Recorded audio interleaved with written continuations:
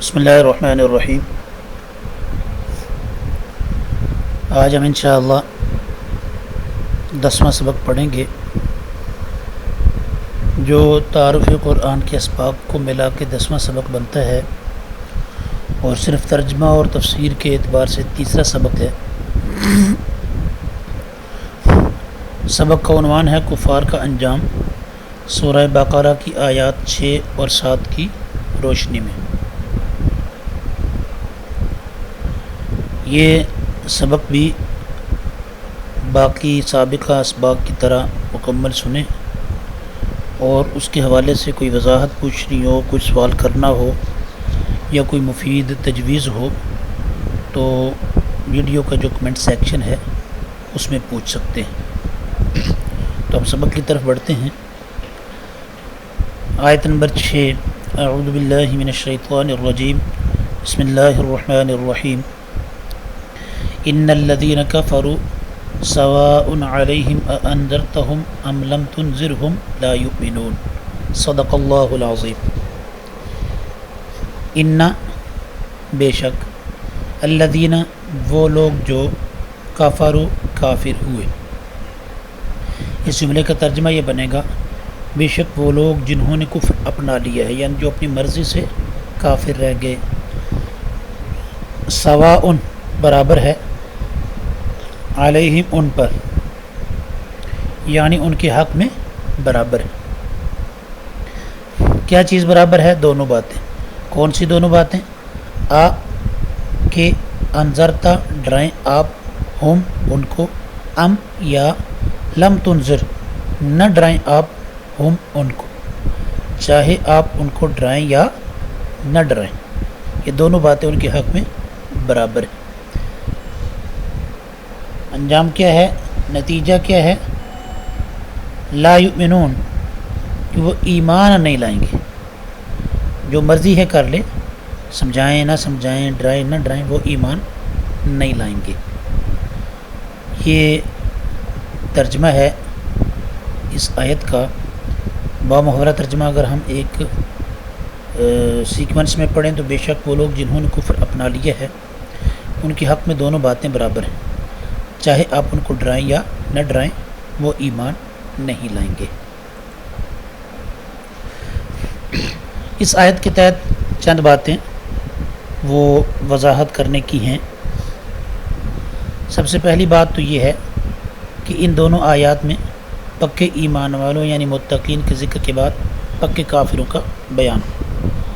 قرآن کریم کی پہلی سورہ بقرہ کی پہلی 20 آیات میں اللہ تبارک و تعالی نے ترتیب یہ رکھی ہے کہ پہلی 5 آیات میں پکے ایمان والوں کا ذکر فرمایا جن کو متقین کے نام سے یاد فرمایا۔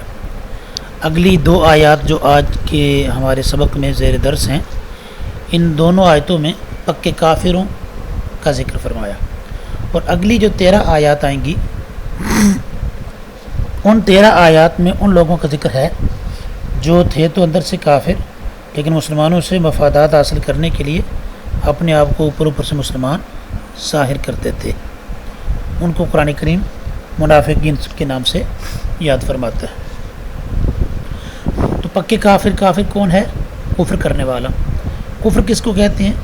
دین کی کسی قطعی بات کا انکار کرنا، یعنی کوئی بھی ایسی بات جس کا دین کی بات ہونا یقینی ہو اس کا انکار کر دینا۔ کوئی بھی ایسی بات جس کا دین میں سے ہونا یقینی ہو اس کا انکار کر دینا، یہ کفر کا معنی ہے۔ حضرت عبداللہ بن عباس رضی اللہ تعالی عنہما وہ فرماتے ہیں کہ یہ کون سے لوگ ہیں جن کے بارے میں یہ فرمایا جا رہا ہے کہ آپ چاہے ان کو ڈرائیں یا نہ ڈرائیں یہ ایمان نہیں لائیں گے، تو فرماتے ہیں یہ وہ لوگ ہیں جو کفر پر اڑ گئے، یہ وہ لوگ ہیں جو کفر پر اڑ گئے۔ یعنی کافر تو سارے ہی تھے لیکن آپ صلی اللہ علیہ وسلم کے سمجھانے بجانے سے عام لوگ جو تھے وہ غور کر کے مسلمان ہوتے چلے گئے، لیکن یہ کچھ لوگ ایسے ہیں جو پکے کفر پہ اڑ گئے ہیں، ان کے بارے میں یہ فرمایا جا رہا ہے یہ ایمان نہیں لائیں گے۔ اس سے یہ بات سمجھ میں آتی ہے کہ حقائق یعنی سچائی کا مسلسل انکار کرنے والوں کے لیے سمجھانا اور نہ سمجھانا یکساں ہو جاتا ہے، برابر ہو جاتا ہے۔ ان کو سمجھانا یا نہ سمجھانا یہ برابر اس لیے ہوتا ہے کہ جس طرح نہ سمجھانے کی صورتحال ہے ایسے ہی سمجھانے سے بھی کچھ تبدیلی نہیں ہوتی، سمجھانے سے بھی وہ اسی طرح کفر پہ یا غلطی پہ اڑے رہتے ہیں جس طرح پہلے اڑے ہوئے ہوتے ہیں۔ مزید اس میں آپ صلی اللہ علیہ وسلم کے لیے تسلی بھی ہے کہ آپ صلی اللہ علیہ وسلم کو دل گرفتہ نہیں ہونا چاہیے، یعنی آپ صلی اللہ علیہ وسلم کو دل نہیں چھوڑنا چاہیے، پریشان نہیں ہونا چاہیے۔ آپ صلی اللہ علیہ وسلم کافروں کو اسلام کی دعوت دیتے تھے، جب وہ اسلام قبول نہ کرتے تھے تو آپ صلی اللہ علیہ وسلم اپنی طبعی خیرخواہی کی وجہ سے پریشان ہوتے تھے کہ یہ لوگ کیوں عذاب کو دعوت دے رہے ہیں۔ تو آپ صلی اللہ علیہ وسلم کو تسلی دی جا رہی ہے کہ یہ کچھ ایسے لوگ ہیں جو اب جو مرضی کر لیں یہ ایمان نہیں لائیں گے، تو جب انہوں نے ایمان نہیں لانا تو آپ ان کے لیے خام خواہ پریشان ہونا چھوڑ دیں۔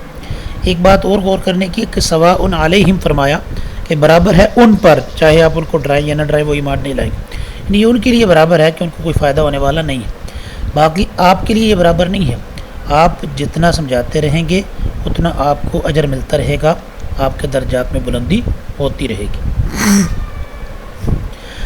فرمایا انذرتہم ام لم تنذرہم، چاہے آپ ان کو انذار کریں یا نہ کریں۔ انذار کیا ہے؟ انذار کا معنی ہے ڈرانا۔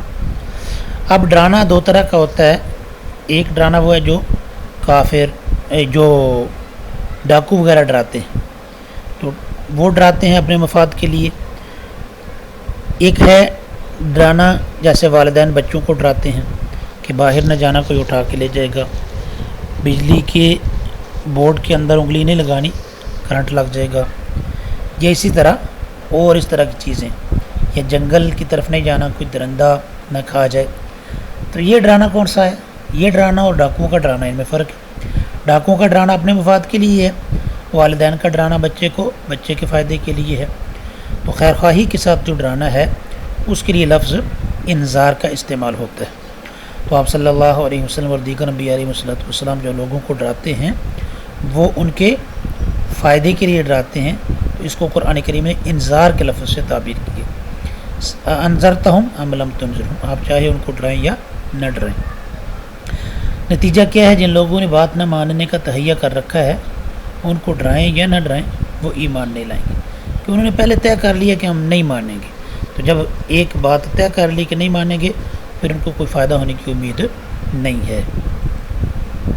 اگلی آیت، اعوذ باللہ من الشیطان الرجیم، بسم اللہ الرحمن الرحیم، ختم اللہ علی قلوبہم وعلی سمعہم وعلی ابصارہم غشاوہ ولہم عذاب عظیم، صدق اللہ العظیم۔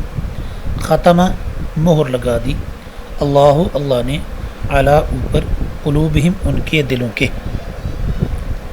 ختم اللہ علی قلوبہم اللہ نے ان کے دلوں پر مہر لگا دی، اور علی اوپر، سمعہم ان کے کانوں کے، وعلی سمعہم اور ان کے کانوں پر، یعنی یہ دلوں پر بھی مہر لگا دی ہے اور کانوں پر بھی مہر لگا دی ہے، اور علی اوپر، ابصارہم ان کی آنکھوں کے، غشاوہ پردہ، وعلی ابصارہم غشاوہ اور ان کی آنکھوں پر پردہ پڑا ہوا ہے، اور لہم ان کے واسطے، عذاب عذاب ہے، عظیم بڑا، ولہم عذاب عظیم اور ان کے لیے زبردست یا بڑا عذاب اللہ نے تیار کر رکھا ہے۔ یہ آیت نمبر 7، اس کے ترجمے کو ایک طرف سے پڑھتے ہیں با محاورہ۔ اللہ نے ان کے دلوں پر مہر لگا دی ہے اور ان کے کانوں پر اور ان کی آنکھوں پر پردہ پڑا ہوا ہے اور ان کے لیے زبردست عذاب ہے۔ اب سوال یہ ہوتا ہے کہ جب اللہ نے ان کے دلوں پر اللہ ہی نے مہر لگا دی، یعنی اللہ فرمانا ختم اللہ نے مہر لگا دی، تو ایمان نہ لانے میں ان کا کیا قصور؟ تو اس کا جواب یہ ہے کہ مہر جو ان کے دلوں پہ لگی ہے اس میں ان کا اپنا ہی قصور ہے۔ ایک اور مقام پہ سورہ نساء آیت نمبر 155 میں اللہ تبارک و تعالیٰ ارشاد فرماتے ہیں، بل طبع اللہ علیہا بکفرہم، بلکہ اللہ نے مہر لگا دی ان کے دلوں پہ، بکفرہم ان کے کفر کی وجہ سے۔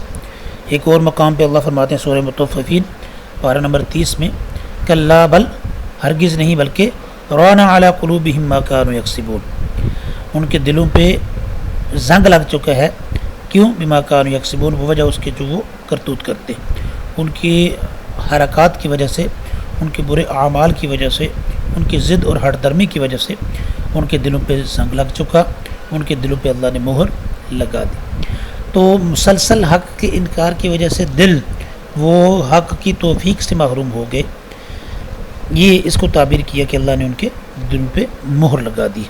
تو خلاصہ یا نتیجہ یا سبق اس سے کیا حاصل ہوتا ہے کہ ضد اور ہٹ درمی سے، یا ضد اور ہٹ درمی آدمی اختیار کرتا ہے جو، اس سے حق کو قبول کرنے کی صلاحیت ہی ختم ہو جاتی۔